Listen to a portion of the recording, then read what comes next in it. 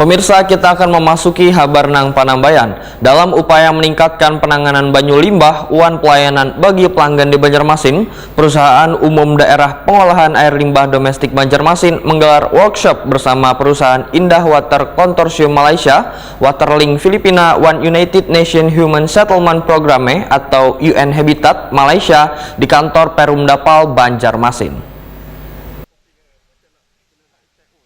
Dalam upaya meningkatkan penanganan banyu limbah wan pelayanan bagi pelanggan di Banjarmasin, Perusahaan Umum Daerah Pengolahan Air Limbah Domestik Banjarmasin menggelar workshop bersama Perusahaan Indah Water Consortium Malaysia, Waterlink Filipina, One United Nations Human Settlement Programme UN Habitat Malaysia di kantor Perumdapal Banjarmasin, Jalan Pasar Pagi, Banjarmasin Tengah, besokan Kamis 14 Juli 2022. Masing-masing bagian yang ada di Perumdapal Domestik Banjarmasin mendapatkan masukan tata cara penanganan banyu limbah hingga memberikan pelayanan pada warga yang ingin berlangganan. Seleksinya sudah betul, tapi saya cuma satu soalan saya di sini, adakah pemilihan pipe itu ditulis di mana-mana ataupun ada standar ataupun Perwakilan Indah Water Consortium Malaysia, Saud bin Latif Waitakuni Prima TV memandahkan workshop ini bertujuan untuk sharing sekaligus meningkatkan pengetahuan sumber daya manusia dalam menangani limbah, karena setiap permasalahan yang berkaitan dengan limbah harus diinformasikan ke warga, sehingga kedepannya menurut Saud bin Latif akan berimbas pada kesadaran warga untuk menjadi pelanggan.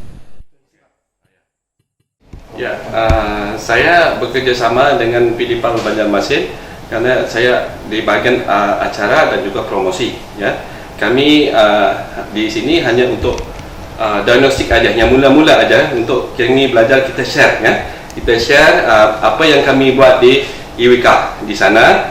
Jadi kita share apa yang kami buat untuk promosi acara dan seterusnya lah. Ya, jadi di sini kami di sini untuk kita sama-sama belajar. Jadi kita berkongsi maklumat, ya, dikongsi maklumat untuk lebih penambahbaikan ya di masa depan. Nanti kami balik ke Malaysia, kita buat analisa bagaimana untuk memperbaiki ya, bagaimana untuk promosi lagi untuk lagi masyarakat bisa menerima ya, bisa menerima pentingnya air limbah, pengurusan air limbah di Banjarmasin. Direktur Perumdapal Domestik Banjarmasin Endang Waryono mengaku banyak pengetahuan dan pelajaran yang didapat dari workshop ini. Ternyata kawasan yang berada di pinggiran sungai harus mendapatkan perhatian lebih karena mereka bisa saja membuang limbahnya ke sungai, sehingga dalam waktu dekat menurut Endang Waryono, destinasi wisata Kampung Hijauan Kampung Biru yang berada tepat di bantaran Sungai Matapura ini akan dijadikan kawasan percontohan dalam penanganan wan menanggulangi pencemaran banyu limbah. Banyak manfaat dan pengetahuan yang diperoleh dengan istilahnya mereka sebagai mentor, kita sebagai menti. Banyak hal yang bisa kita ambil keuntungan, baik itu dari istilahnya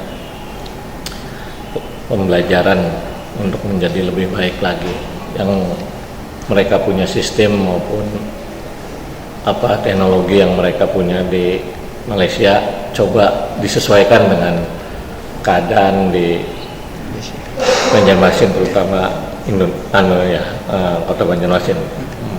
Karena kita salah satu dari istilahnya 140 proposal yang diajukan oleh seluruh negara, dan kita masuk 40 besar. Alhamdulillah kita dikasih kesempatan oleh IWK sebagai mentornya, dan fasilitator adalah Waterlink Filipina.